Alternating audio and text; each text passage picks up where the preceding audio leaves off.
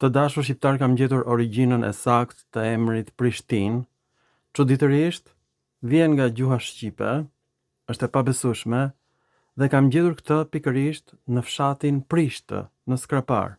Ky është emri origjinal. Dhe unë kujtoja që fjala Prishtinë vinte nga Pristinë, që do të thotë e pastër, e mrekullueshme latinishtes. Një opsion i dytë ka qenë Prima Justiniana, ose qyteti i parë i Justinianit, që ishte nga Dardania, që e ka rindërtuar Prishtinën. Por në fakt nuk vjen as nga Prima Justiniana, është shkurtuar në Prishtina, dhe as nga Pristinë e pastër në latinisht. Emri është i ri, nuk është i lashtë, vjen nga modeli strukturor i gjuhës çeke, polake, serbe, gjuhëve slave. Emrat të krijuar me prapashtesën ina, për shembull Bukovina, emër slav. Prishtina. Kjo prapashtesë ina i ushtohet mbiemrave dhe emrave për të krijuar emra të rinj, abstrakt. Prishtina është një emër abstrakt në një dialekt serb që nuk ekziston më, ka kuptimin puçërina. Kjo përdoret për shkak të bulzave të ujit tek ujërat termale të gjendura edhe në Dibër, edhe në Kosovë, edhe në Maqedoni. Këto ujëra me bulza quheshin pra Prishtina. Ujëra termale, ujëra me bulza. Ujëra të burimit, ujërat që lëshojnë fluska. Prishta është një fluck që shkaktohet tek dora kur e godet, si një kallo, fryhet me qelp dhe kjo është prishta. Vjen nga gjuha serbe, prist i thon gishtit. Po ashtu prist i thon gishtit në gjuhën lituaneze, në gjuhët balltike, në rusisht edhe në gjuhët e tjera slave. Pra me kuptim diçka e mpret, diçka që fryhet, një fryrje e lëkurës quhet prishta. Është një metaforë dhe nga kjo krijohet një emër abstrakt, Prishtina. Puçërina, fluckat. E pabesueshme. Pra, në qoftë se nuk do ishte zhvilluar një ceremoni e bektashive në Prishtë të Skraparit, asnjëherë s'kishte për të gjetur origjina e fjalës Prishtinë, dhe me siguri kjo do kopjohet nga unë dhe do vendoset nga ndjekësit e mi që kanë filluar të kopjojnë të gjitha zbulimet e mia. Përse nuk i botoj zbulimet e mia? Janë shumë të trishtueshme. Pra, në momentin kur unë do të marr doktoraturën, që është thjesht çështje formale, do të legjitimizohet statusi i shqiptarëve. Për shembull, ti nuk mund ta heqësh emrin Prishtina, sepse emri i lashtë ka qenë Ulpiana, nga fjala ulpia, dhelpër në gjuhën e oskanëve, një fis italik, që u vendosën si kolon veteran romak. Dhe ç'a ndodh? Gjuha origjinale indigjene, e cila ishte helenizuar më përpara, latinizohet dhe gjuha shqipe sotme mban shenjat e gramatikës së gjuhës latine vulgare. Një lloj si gjuha e Sardenjës, gjuha e Sicilisë dhe gjuha aromune. Një lloj, pas një ndryshim. Pra ti s'mund t'ja heqësh emrin Prishtina, se do i vësh një emër latin, Ulpiana, nga fjala ulpia, dhelpër. Më mirë do t'ishte t'i vijë emrin Dhelprana, ose Dhelpra në shqip. Pra ne s'kemi patur asnjëherë emra qytetes shqipe. Unë ju sugjeroj ta vini emrin Dhelpër, që sot, ose emrin Puçër, ose Flucka e lëkurës, por më duket se ju kanë lindur juve Flucka në tru. Kur të lind Flucka në tru, truri yt nuk punon. Jo vetëm që ne kemi hequr dorë nga çdo gjë ilire, por rezulton që ilirët ishin helen. Popullsia indigjene ka humbur gjuhën përpara se ta humbte me romakët, e ka humbur tek pushtuesit ilir që quheshin Hillyroi dhe kanë ardhur nga Teba, një qytet në Greqi. Prandaj vinin ilirët dhe kanë pushtuar të gjithë gadishullin ilirik.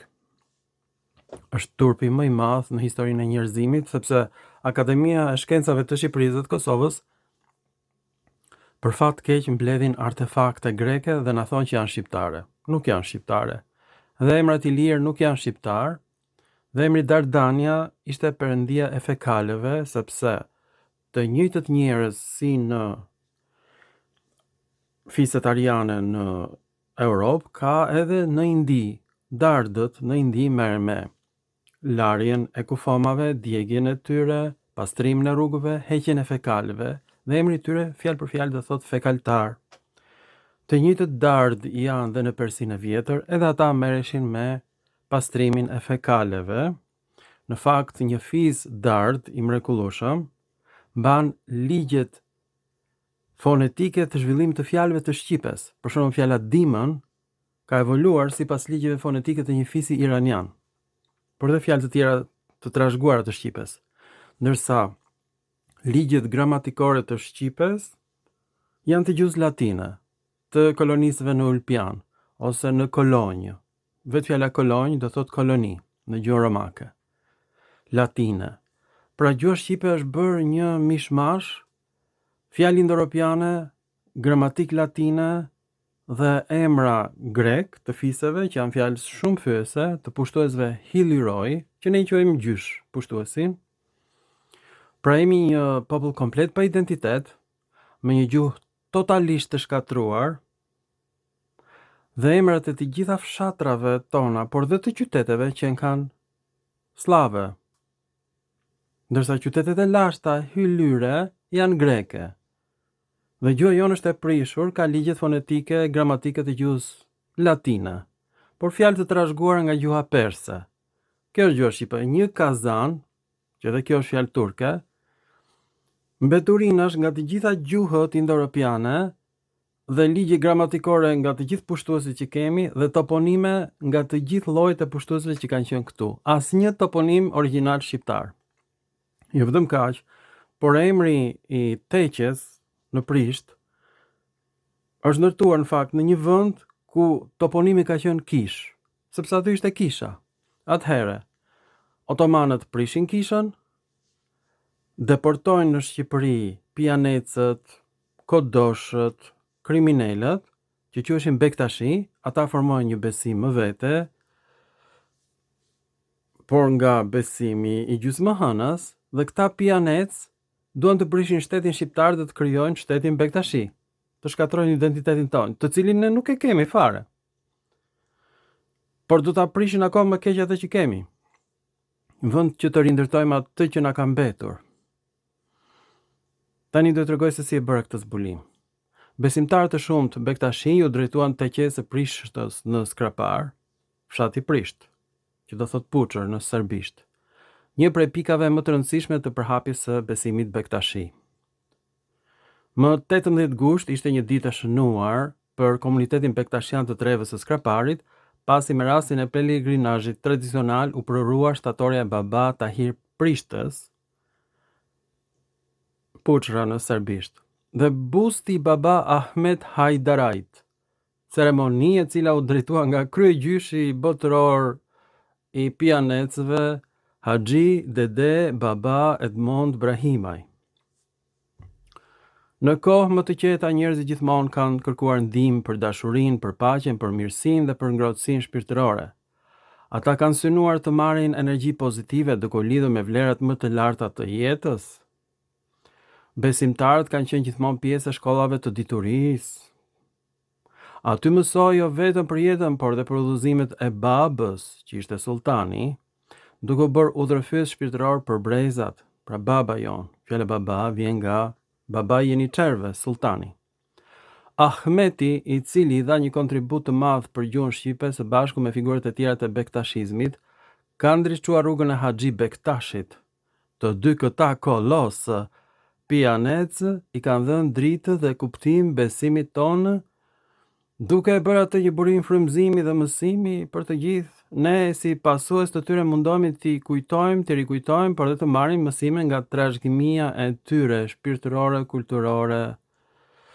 Ky kujtim nuk është thjesht një rit, por një mënyrë për të mbajtur gjallë dritën e tyre dhe për ta përcjellë tek brezat që vinë, tha për mediat Haxhi Dede Baba Edmond Brahimaj, kryegjysh botëror i bektashive të deportuar nga Turqia në Shqipëri. Ndërtimi i teqes së Prishtës me emër serb, Puçra, mbart një histori të gjatë që nga ndërtimi i saj në vitin 1815. Kjo është historia e Shqipërisë. 1815. Në vendin e quajtur Kisha, u hoq Kisha, u vut Teqeja. Përfaqësuesi i parë i bektashive të Prishtës ishte Baba Tahiri nga fisi i Kotobellëve, që është mbiemër grek, i cili themeloi dhe Teqen e parë pasi erdhi nga Kreta ky trimi bektashi. Pra në fillim u deportuan në Kretë, nga Kreta erdhën në Shqipëri. Kjo teqe u rihap në vitin 2004 dhe që prej asaj kohe ka rikthyer traditën e pelegrinazhit duke pritur çdo vit besimtarë të shumtë. E njëjta gjë që ndodhi me bektashit, do ndodhi me vietnamezët që po i sjell qeveria shqiptare me shumicë, do ngrenë dhe ata tempujt e tyre të Budës, shqyr, le të vinë me Budën e rrumbullakët si top futbolli. Dhe ata do të mistifikojnë peshkun top, që është një peshk helmues. Pra dhe kinezët na mungojnë që do vinë, vietnamezët po vinë me shumicë për të zëvendësuar shqiptarët si fuqi punëtore më e lirë nga oligarkët që janë ish sigurimsat e shtetit dhe që janë bërë pronarët e tokave dhe jo vetëm kaq, po u ashesin pronat e tyre tashmë çufove njerëzve të shkretëtirës. Pra e kuptoni se çfarë po bëhet në Shqipëri. Ju kot ngrini në për protesta, sepse ju duhet protestoni për ngritjen e teqes në vendin Kish. Ishte Kisha u bë teqe. Këta bektashi kanë ardhur nga Turqia në Kretë, nga Kreta në Shqipëri. Në vitin 1815 nuk janë vendas, nuk janë autokton të lashtë. E kuptoni apo jo? Flasin shqip, po janë kriminal që kanë ardhur nga Turqia. Janë deportuar. E njëjta gjë ka ndodhur me të deportuarit nga Irani. Kanë ngritur komunitetin e tyre, besimin e tyre në Shqipëri dhe janë bërë një rrezik i madh edhe për ne. Pra, këto të huaj po vinë me shumicë në Shqipëri dhe kjo po ndodh përpara syve tanë. Po shkatrohet Shqipëria akoma më shumë. Juve ju vjen keq për flamingot, po përse nuk u vjen keq për fshatin Kish, që në fillim ka qenë Prishtë, Puçër serbe, u bë Kish latine, pastaj u bë teqe bektashiane. Nesër do bëhet vend budistësh nga Vietnami dhe s'do ketë fare shqiptar. Pra kuptoni nga vjen fjala Prishtinë, vjen nga Prishta, Puçër, që me origjinë ka fjalën prist, gisht, në gjuhën serbe. Flucka në gisht është bërë Prishtë, pastaj u bë emri Prishtinës. Dhe nuk është emër i krijuar nga Justiniani i Madh, është emër i krijuar nga kolonistët slav në shekullin e 6 të erës sonë, që zëvendësuan kolonistët romak, të cilët zëvendësuan kolonistët helen. Ku janë vendasit? Çfarë po bëjnë vendasit? Gjuha e tyre është ngjashme me gjuhët e lashta iraniane. Rezulton. Këta janë vendasit e vërtet. Tmer o tmer. Kjo është gjuha shqipe. E kuptoni? Komplet Kazan. Pra Prishtina në Prishtinë do thot Puçërinë. Dhe jo vend i pastër në latinisht, Pristinë. Ju faleminderit për vëmendjen dhe mirupafshim në filma të tjerë shkencor të dashur pellazg me flucka serbe në përgishta.